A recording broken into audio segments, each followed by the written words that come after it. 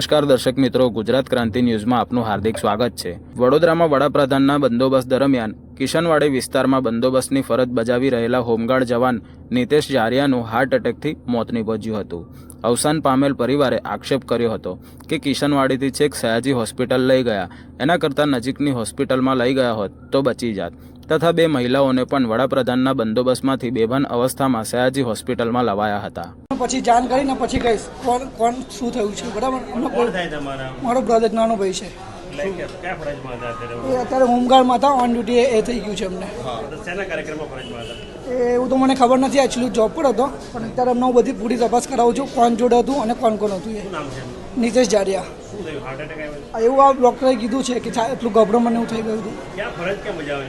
આ હોમગાર્ડમાં છે, પોલીસ સ્ટેશનમાં તો કોઈ બી પોઈન્ટ પર મૂકી દે લોકો।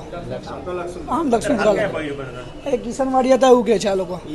કિશનવાડીથી આ લોકો નજીક હોસ્પિટલમાં નહીં લઈ ગયા, પણ અહીંયા એસએસજી લાવવાનું અમને બેટર લાગ્યું, ત્યાં નજીકમાં નહીં લઈ ગયા। મોડું થયું ને સાહેબ, કિશનવાડીથી હતા એ બંદોબસ્તમાં, કિશનવાડીથી એસએસજીમાં લાવ્યા, પણ કોઈ નજીકના હોસ્પિટલમાં ના લઈ ગયા, બરાબર? આ પૂરી હું જાણ કરાવીશ, પછી તમને પર્સનલી બોલાવીશ, બરાબર? એ વસ્તુ આ કંઈક મોદી સાહેબ કંઈક આવવાના હતા।